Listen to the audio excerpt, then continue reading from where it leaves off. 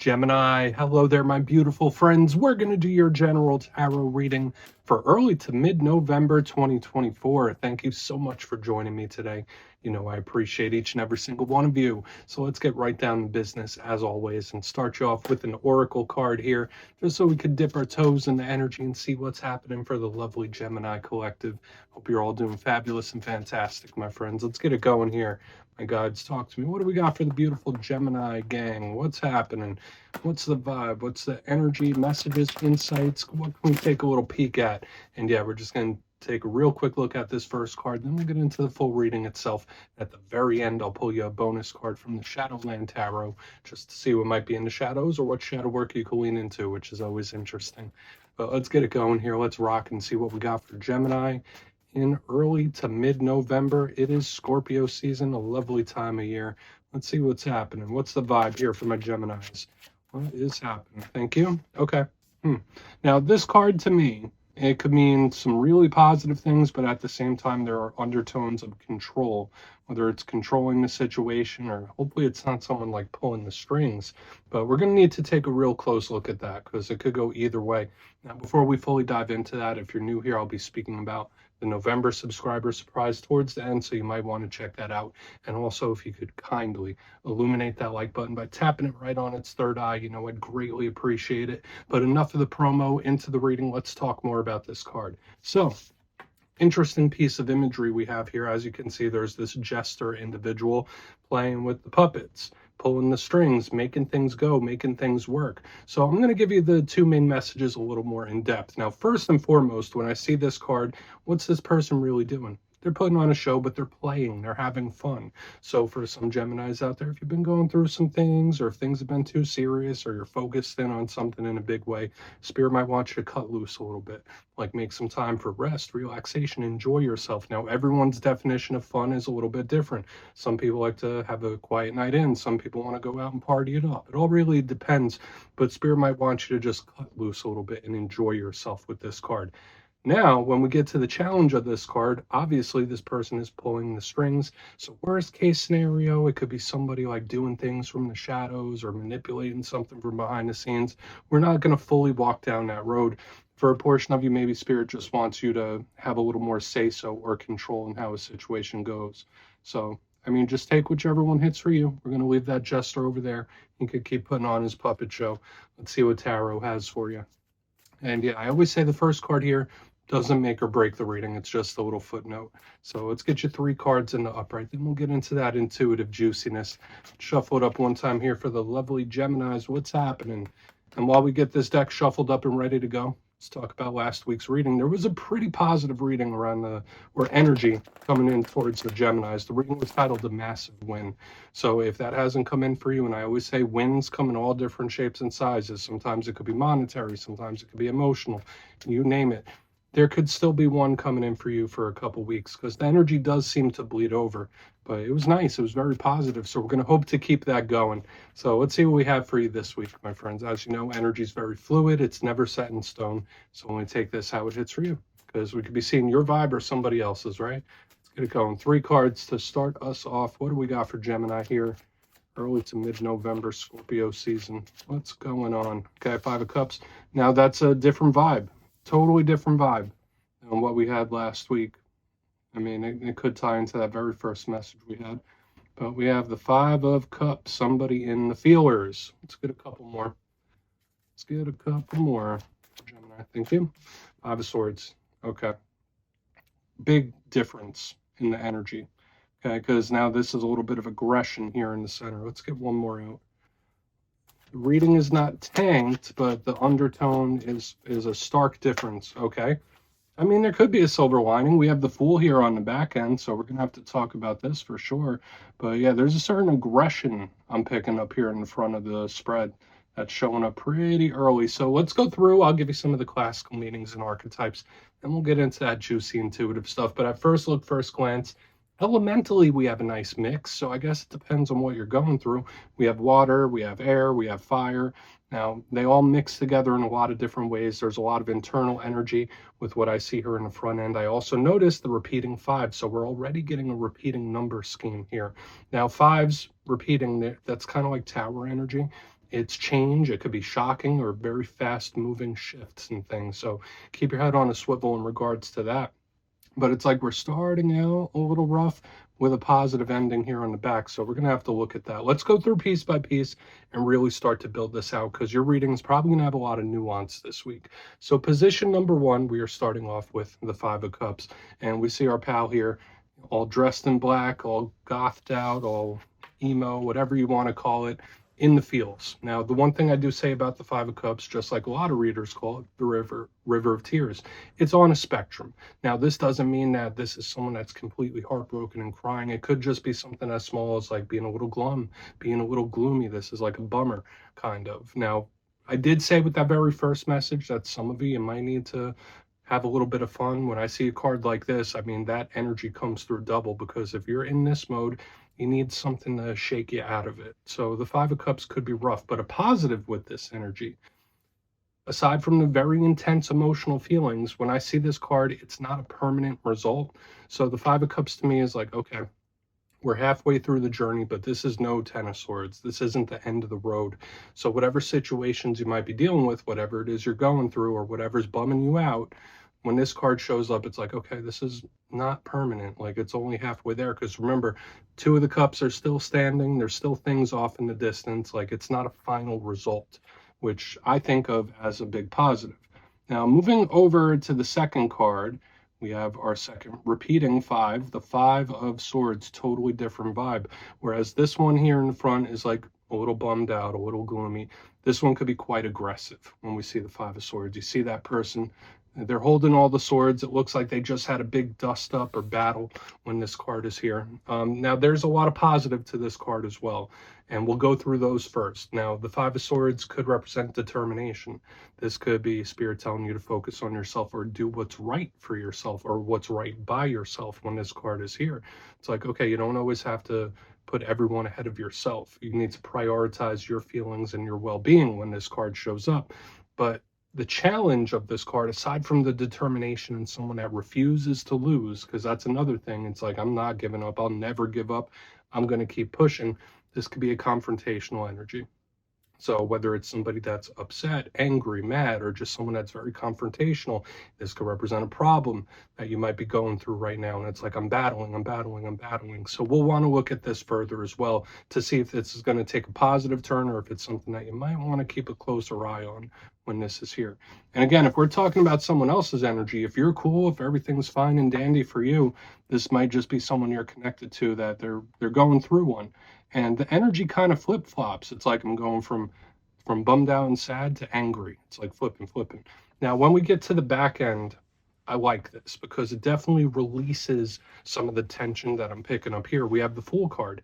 Very jovial, very light-hearted type of energy. So I do feel for some of you, like switching up the daily routine could really help you, or finding some other things to focus your energy on when we have the Fool card. It's really nice. It's the first of the major arcana. It's the first card in the tarot deck, the protagonist.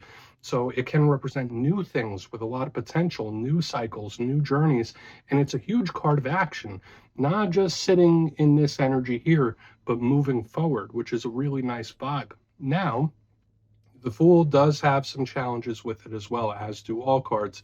The Fool can sometimes be a little spontaneous. It does things before it thinks about it. It's like, do first, ask questions later. That's a big thing here with this. So it could be Spirit trying to caution you, especially with all this action going on here. Now might be a time to just let things settle. I guess it all really depends, but I feel like this could be a silver lining to the reading, because it's like, yeah, we got these things, these possible situations or things cropping up, but the Fool on the back end, it's like, okay, this will be for a purpose. All of this will be for a purpose, which I find really nice. So I want to dive deeper on all of it, Gemini. Let's do it. Let's jump in and clarify. Okay, let's get a good shuffle here. Let's see what we have for Gemini. What's happening? And yes, this is where I go intuitive with the message, which means I just tell you how it feels to me.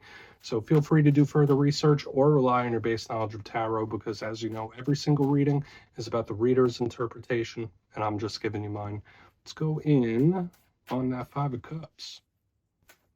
And yes, if you're a reader yourself, please feel free to play along. That's why the box is here. If you're feeling any messages you want to give to Gemini, You could drop it in the comments. I don't mind at all.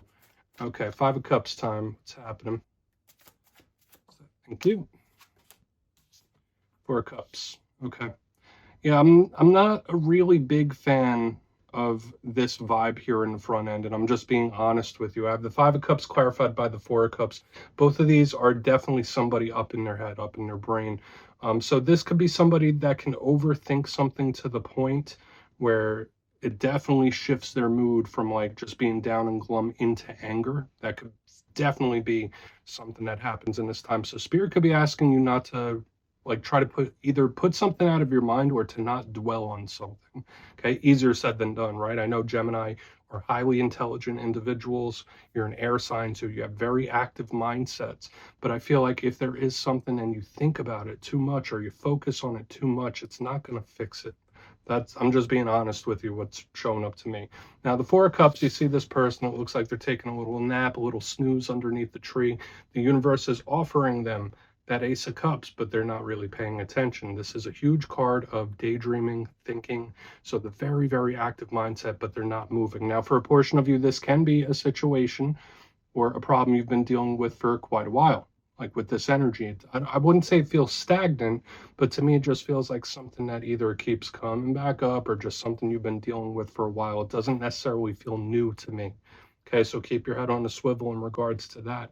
But I really do think if you focus on something too much, that's not the best route to go. Let's keep moving. I wouldn't overthink something or dwell in it. But let's see what the Five of Swords has to say.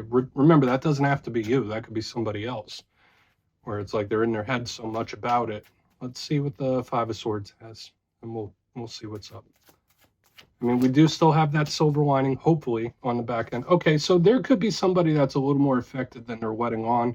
We have the Two of Swords, which, again, this ties into this mental energy. Classically, the Two of Swords is a card of confusion and decision. Someone doesn't know what to think or what to do. It's someone that doesn't have much direction, but it is also one of the biggest cards of mystery, keeping something hidden. So when I see the Five of Swords, that aggression with the Two of Swords, it's like, either one, it could be someone that lashes out, where it's like, I'm lashing out, something didn't go the way I wanted to, now I'm lashing out. Or this could be someone that is feeling upset, angry, or mad, and they're hiding it, okay? Especially with all this mental energy, like a lot of this energy is inside, okay? And I would caution, if that is you, if there is something that's really bothering you, find an outlet for that energy, because the more it stays inside, the more it's going to build up. You might need some sort of outlet, especially if you're in one of these energies here up top. Now, the good thing that I like about this spread is, although we have all this stuff going on, we still have some possible positive action that could come from it on the back end. Have you ever heard the term pressure is what creates a diamond? I'm getting the pressure here. It's all about the action, though. Not just what happens on the inside, but what it brings. So we're going to go see what the Fool is. Like I said, I feel someone being upset, angry, or mad here. Okay, so let's see what the Fool has. And yeah, we'll go from there. And then we'll do a quick recap before we get into the shadow. So why is the Fool here for my Geminis, please? Totally different vibe than what I saw last week, that's for sure. So why is the Fool here? Thank you. Okay, Lovers in reverse. That's your card showing up in reverse underneath this Fool. So it does have different significance. Now, I will say this, the Lovers, aside from being the Gemini card, is a card of partnerships. It doesn't just have to be romantic. So when I see this, it's part of the advice I was giving already. So whether it's advice for you or advice for the other person, like the more you dwell in this energy, the longer it's going to stick around. And it's more about the actions going forward. The Lovers in reverse can represent the need to, or spirit telling you to like really focus on your well-being in this time, like try to bring the focus inward in a positive way, prioritize yourself in this time. And that could be various things, whether you're taking just a day to unwind or a day to let these energies out. When I see the Lovers in reverse, especially in a Gemini reading, it could be spirit asking you to step outside of your comfort zone as well. I don't know why it's coming through in that way, but when I see the Fool, the action with the Lovers in reverse, it's like step out of your comfort zone, switch up your schedule, get out of your regular routine. That's what this feels like to me. Either that, or this could represent problems with people we're connected to, which makes sense with what we're seeing here in the front. Okay, so just watch out. I think like close interpersonal relationships might be a little turbulent in this time, but I do feel like if you find a good outlet for all this tension, that's the best route. So let's go through and do a quick recap. Then we'll get into the shadow. Remember, all this energy is very malleable. None of it is set in stone. But if you kindly look in the box, we do have a lot of tension here in the front end. If you look here, position number 1, we're starting with the 5 of Cups, a little sad. With the 4 of Cups, somebody dwelling on something and thinking about it quite a bit. So, I mean, obviously, Spirit is advising not to do that. But again, that's easier said than done. If you notice yourself dwelling on something a little too much, you might want to shake it up, as we saw here on the back end. Moving to the center, we have the 5 of Swords with the 2 of Swords in the upright. To me, this either feels like somebody lashing out, getting too aggressive, and it might seem like it's kind of out of nowhere. Either that or somebody's just really good at hiding how pissed off they are about something, or they're just trying not to show it. This feels like someone that's angry or mad. Moving to the back end, we have the Fool with the Lovers in reverse. Now could be a time for prioritizing oneself, okay, in a positive way, whether it's self-love, self-care. But it is also signaling that close interpersonal connections could be a little turbulent in this time, but it's not permanent. That's the good thing. So Gemini, please take a screenshot of that if you'd like. Let's see what's in the shadows for you. So let's get a good shuffle here. See what's in the shadows for Gemini. What's happening? My guides, talk to me. And yes, I always like to pull one shadow card at the very end just to see whether it's something within you or something you don't quite see. Shadow cards don't always have to be a challenge. They could be a good thing. So let's get your one. Oh, and yes, if you made it to this point in the reading, please feel free to check out channel memberships. I'll put a link for it in the comments below. It's a beautiful way to support the channel, and I have much love for my channel members. Let's get this shadow card out nice and quick. What do we got here for the Geminis? Thank you. Okay, 8 of Cups. Now, Gemini, when I see the 8 of Cups, usually this is an energy that's on the move. Now, it could sometimes represent walking away from something. I don't always say that. To me, it's very neutral because it's not always walking away. It could be going towards something. Remember, it's walking away from the 8 Cups, but going towards the 9. So I feel like when we're looking at this in the shadow sense, of course, some Geminis out there, there might be certain abandonment issues that you're working through. Obviously, not all Geminis. But to me, I feel the intuitive message Spirit is giving is to alter the focus, shift your focus, reframe something. It's all about your perspective. So whatever situations you're dealing with now, try to take yourself outside of the situation and look at it from another point of view. That's just what's showing up here when I see this 8 of Cups. And of course, it can mean all the classical terms like walking away and all that good stuff. I'm not downplaying that. But on an intuitive sense, I feel like if you shift your perspective on something and view it like from an outside looking in, you're going to get a lot more wisdom or a better idea on how to move forward. Okay, that's what shows up to me. So Gemini, that is what I have for you this week, my beautiful friends. Don't click away just yet, though. I'm going to give you the details. The November subscriber surprise. If you would like to book a personal reading with me, you can check out my digital calendar and book one on my website, mastermetaphysics.com. But for the November subscriber surprise, I'm giving away 2 copies of one of my all-time favorite decks, the Gilded Tarot Royale. So if you'd like to get your name in for this, 2 simple things as always, my friends. First, you must be subscribed. And second, let me know down in the comments, out of all the tarot cards, which one do you feel is the most misunderstood? And if you're new to tarot completely, which one do you have a little trouble with understanding its meaning? You'll be entered to win, and at the end of the month, the winners will be announced in my community tab. As always, my friends, much love, and I'll see you soon.